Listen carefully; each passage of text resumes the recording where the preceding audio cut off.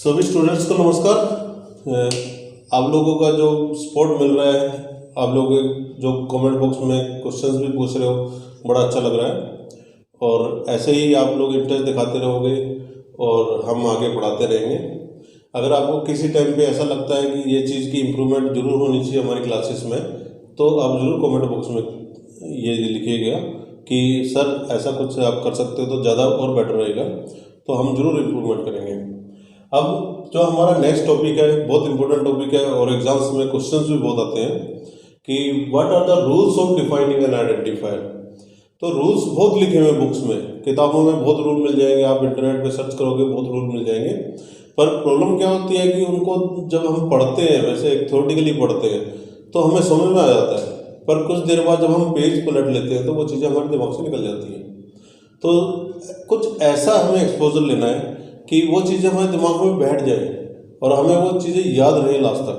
तो ऐसा कुछ अभी वीडियो में हम करने वाले हैं और आइडेंटिफायर्स को देखने वाले हैं। तो सबसे पहले आइडेंटिफायर होता क्या है, आप लोगों को पता होना चाहिए कि आइडेंटिफायर होता क्या है। तो आइडेंटिफायर किसी भी वेरिएबल को अगर हम कोई नाम देते हैं, एक्स वाई जेड कुछ भी नाम दे देते हैं, जैसे मैंने एक लिखा ए वेरिएबल और उसके अंदर मैं वैल्यू असाइन कर रहा हूँ 10, तो इस ए वेरिएबल को मैं कोई भी एक आइडेंटिफायर बना के इसको कोई भी एक नाम दे सकता हूँ ए बी सी, ठीक है।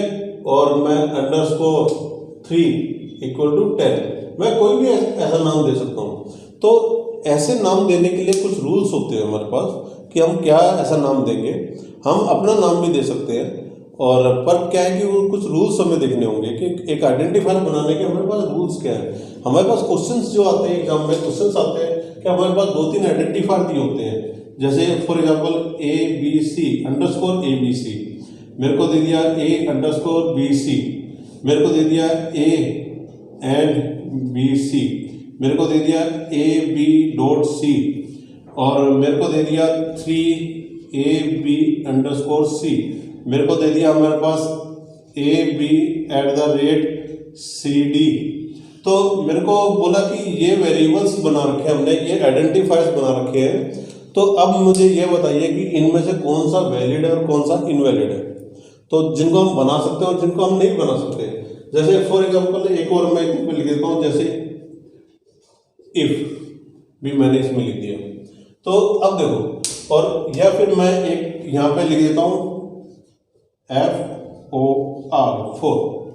अब यहाँ पे क्लियर, अभी 1 बाय 1 स्टेप बाय स्टेप हम देखते हैं कि इनको कैसे हमें डिफाइन करना है, इनको हमें कैसे डिफाइन करना है। तो इनको डिफाइन करने के लिए सबसे पहला रूल, देखो ये रूल्स हमें कोई नहीं पूछता एग्जाम में, हमें कोई भी ये रूल्स नहीं पूछता कि ये रूल्स क्या है, नहीं, हमें सिर्फ ये दिए होते हैं और हमें कहा जाता है कि बताइए कि कौन सा वैलिड है कौन सा इनवैलिड है। तो इसमें आइडेंटिफायर कौन सा वैलिड है और कौन सा इनवैलिड है, तो कौन सा आइडेंटिफायर वैलिड है और कौन सा आइडेंटिफायर इनवैलिड है, सिर्फ हमसे ये पूछा जाता है। तो उसके लिए हमें फाइंड आउट करने के लिए जब भी हमारे पास कुछ सीक्वेंस दी होती है, हमारे पास कुछ वेरिएबल्स दिए होते हैं, ये आइडेंटिफायर दिए होते हैं, तो हमें 3-4 रूल्स अपने दिमाग में घुमाने हैं। और जैसे जैसे हम रूल हमारे सर्कुलेट होंगे दिमाग में, उसी तरह से हम फाइंड आउट करते रहेंगे कि नहीं ये ठीक है, ये गलत है, ये ठीक है, ये इस तरह से। तो अब सबसे पहला रूल क्या हो सकता है, तो अगर हम देखें तो सबसे पहला, अगर आप नोट भी कर सकते हो, तो will not be A keyword. देखो, हमारा आइडेंटिफायर कभी भी कीवर्ड नहीं होना चाहिए, हमारा आइडेंटिफायर कभी भी कीवर्ड नहीं होना चाहिए। अब ये कीवर्ड्स क्या होते हैं, ये कीवर्ड्स क्या होते हैं, स्पेशल मीनिंग होती है इनकी टू ए कंपाइलर या इंटरप्रेटर की बात करें तो इंटरप्रेटर या कंपाइलर की स्पेशल मीनिंग होती है। जैसे कि हम इनके में जब हम कंपाइलर और इंटरप्रेटर डिजाइन करते हैं तो उनकी एक डिक्शनरी डिजाइन की जाती है, उस डिक्शनरी में वर्ड्स लिखे जाते हैं। तो वो वर्ड्स जो लिखे गए हैं वो बताया जाता है कि ये वर्ड्स तुम्हारे हैं, अगर इन वर्ड्स से अलावा कोई दिखाई दे तो उसको मत पढ़ना। तो ऐसा कुछ लिखा जाता है। तो जैसे हमारे पास ऑक्सफोर्ड डिक्शनरी है, इंग्लिश में ऑक्सफोर्ड डिक्शनरी है, अगर ऑक्सफोर्ड डिक्शनरी की बात करें तो हमें कुछ वर्ड्स हैं हमारे पास, अगर हम ऑक्सफोर्ड डिक्शनरी देखें तो हमें मिल जाएगा व्हाट इज एंड। एंड का मतलब खत्म हो जाना। अगर हम ENND अगर इसको हम ढूंढना चाहें ऑक्सफोर्ड डिक्शनरी में तो ये वर्ड हमें नहीं मिलेगा। तो अब क्या है कि ये वर्ड हमें नहीं गिवन है और ये गिवन है, तो इसका मतलब ये है कि इंग्लिश लैंग्वेज के लिए this words have special meaning. ठीक है, ऐसे ही कुछ वर्ड्स हैं जिनका स्पेशल मीनिंग होता है हमारे कंप्यूटर के लिए, हमारे कंपाइलर के लिए, इंटरप्रेटर के लिए, वो कीवर्ड्स कहलाते हैं। जैसे फॉर एग्जांपल, जैसे मैं कहता हूँ इफ, मैं कहता हूँ फॉर, ठीक है, मैं कहता हूँ एल्स, ठीक है, मैं कहता हूँ एंड, मैं कहता हूँ नॉट। तो ये कुछ वर्ड्स हैं, तो ये वर्ड्स लिखे जाते हैं, तो इनका कुछ स्पेशल मीनिंग होता है कंपाइलर के लिए। तो जब इन वर्ड्स को, और एक बात और आपको यहाँ पे सोचने की बात है कि जैसे पाइथन लैंग्वेज है, सी है, सी प्लस है, जावा है, ये जो लैंग्वेज है ये सब लोअर केसेस में है। तो इसमें जितने भी कीवर्ड्स हैं सब लोअर केसेस में है। तो यहाँ पे सब लोअर केसेस में हमारे पास कीवर्ड होते हैं। अपर केसेस में हम आइडेंटिफायर बना सकते हैं, तो उसकी कोई प्रॉब्लम नहीं है, पर जो भी हमारे पास कीवर्ड्स होंगे सब लोअर केस में होंगे। तो इस चीज़ का जरूर ध्यान रखना। तो अगर हम यहाँ पे देखें तो जो ये इफ है ये एक वैलिड है या नहीं है? नहीं है। क्यों नहीं है? क्योंकि ये एक कीवर्ड है। तो will not be A keyword, वो कीवर्ड नहीं होना चाहिए, तो ये कीवर्ड नहीं होना चाहिए, तो इसलिए ये एक आइडेंटिफायर नहीं बनाया जा सकता। अब आप कहोगे कि फॉर ये एक वैलिड है या इनवैलिड है, तो अब मैं इसको कहूंगा दिस इज वैलिड। अब आप कहोगे कि सर इसको आपने यहाँ पे लिखा है फॉर, तो आपने उसको यहाँ पे वैलिड कह रहे हो। नहीं, ये जो फॉर लिखा हुआ है बेटा, ये जो फॉर लिखा हुआ है ये लोअर केस में लिखा हुआ है फॉर, पर यहाँ पे क्या है, यहाँ पे एक अपर केस यूज कर लिया है। तो ये जो अपर केस यूज किया है इसकी वजह से ये अब कीवर्ड नहीं रहा। तो इसको अगर कहीं पे भी आपको, जैसे कि आपको व्हाइल अगर मैं यूज करता हूं व्हाइल, तो सारा लोअर केस में तो कीवर्ड है। अगर मैं W अगर कैपिटल लिख दूं तो अब ये आइडेंटिफायर बना जा सकता है, ये अब कीवर्ड नहीं रहा। तो इस चीज का आपको ध्यान रखना है। ठीक है। सेकंड, शुरू से ऊपर तक, स्टार्ट से लास्ट तक जितने भी आपको आइडेंटिफायर दिए हुए हैं, तो सबसे पहले ये देखना कि इनमें कोई कीवर्ड तो नहीं गिवन है, इसमें कोई कीवर्ड तो नहीं गिवन है। तो अगर कीवर्ड गिवन है तो उसको सबसे पहले काट दो कि ये नहीं बनाया जा सकता। ठीक है। अब आगे हमारे पास सेकंड, तो सेकंड ऑप्शन में अगर हम यूज करें कि अगर हम देखो कि अब नंबर को यूज करने की बात आती है, हम न्यूमरिक को कहाँ यूज कर सकते हैं, तो न्यूमरिक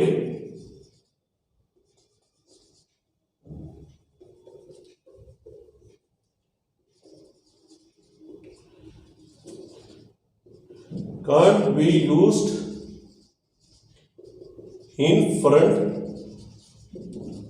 of an identifier।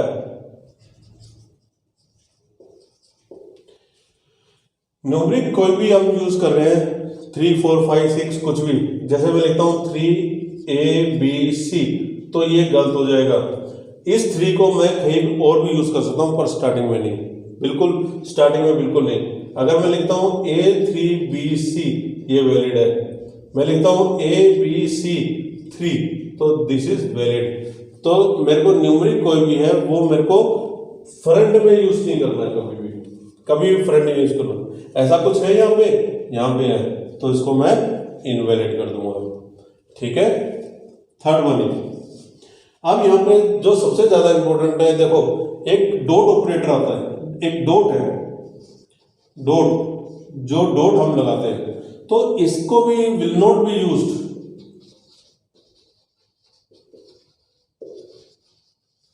ये भी कभी यूज नहीं होता। ये हमेशा टर्मिनेशन के लिए यूज होता है। या फिर हम कहते हैं, देखो हमने लिखा ww डॉट करके हम यूज करते हैं, तो डॉट ऑपरेटर जो है ये, इसका भी एक स्पेशल मीनिंग है कि ये हमें एक्सटेंशन के लिए यूज होता है। जैसे मैं लिखता हूं ABC डॉट EXE, तो ये डॉट यहाँ पे कुछ स्पेशल मीनिंग है। अब कभी भी आपने देखा होगा, नोट किया होगा, जब भी कोई फाइल का नाम आप सेव करते हो तो डॉट के नाम से कभी सेव नहीं कर सकते हो। डॉट लिख के ABC डॉट XYZ करके कभी नहीं सेव कर सकते हो, क्योंकि वहाँ पे डॉट का मीनिंग कुछ और होता है। डॉट का मीनिंग एक्सटेंशन होता है। हाँ, डॉट एक्सटेंशन लिख के आप जरूर सेव कर सकते हो। तो यहाँ पे क्या है कि अब इस डॉट को कभी भी देखना कि जहाँ पे अगर दिखाई दे उसको कैंसिल कर देना, ठीक है, उस डॉट को कैंसिल कर देना। अब फोर्थ, कोई भी स्पेशल कैरेक्टर्स है,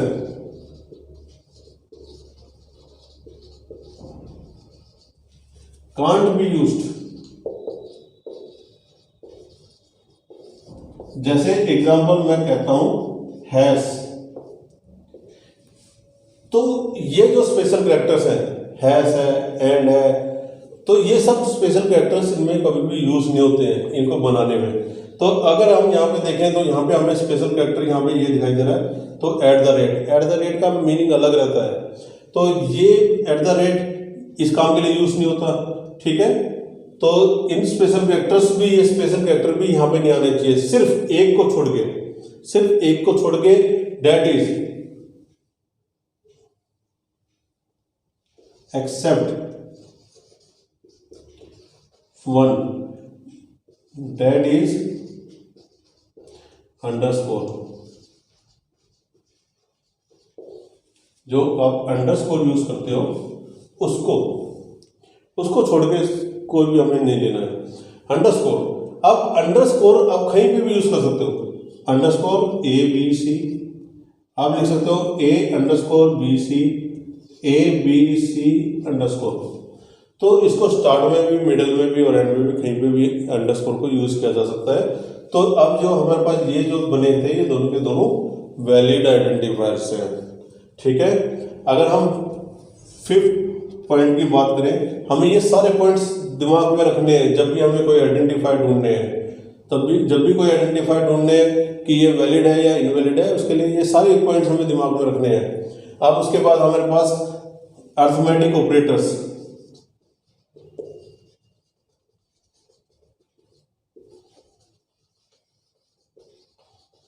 अरिथमेटिक ऑपरेटर्स कौन कौन से होते हैं? प्लस, माइनस, डिवाइड, ये भी डिवाइड है, ये भी डिवाइड है, और मल्टीप्लाई। ये जो अरिथमेटिक ऑपरेटर्स है इनको भी यूज नहीं कर सकते, कांट बी यूज्ड।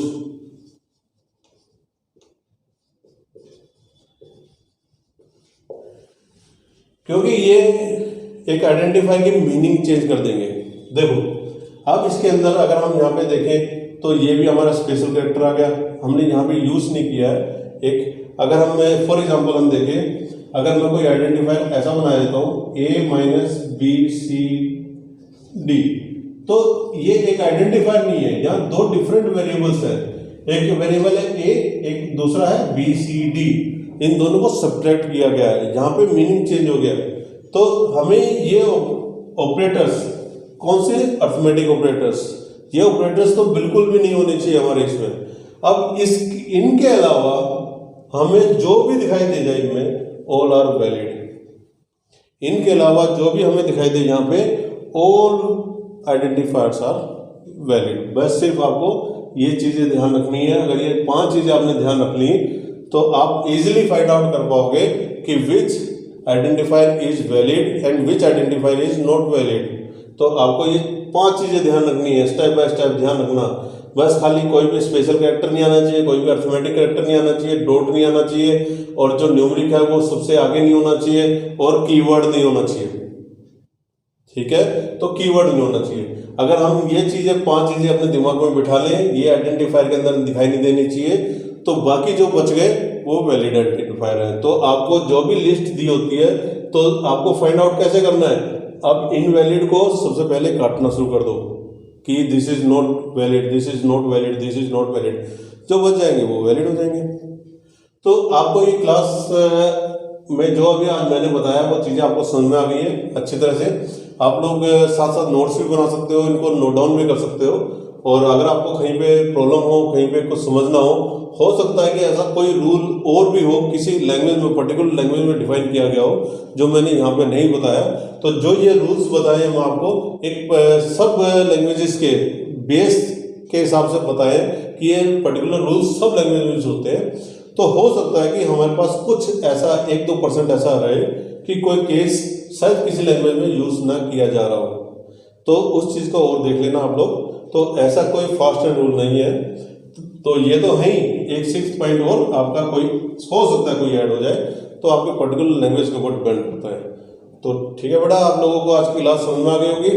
तो अगर आपको अच्छी तरह समझ में आ गई है तो लाइक का बटन जरूर दबाना और सब्सक्राइब जरूर करना मेरे चैनल को, कि ताकि आपको और वीडियोस मिलते रहें। और बेल आइकन है उसको अगर प्रेस करते हो तो जिस टाइम भी आपको मैं कोई वीडियो अपलोड करता हूँ उसी टाइम आपके पास मैसेज भी पहुँच जाता है। तो till then wait for our next video. Till then bye.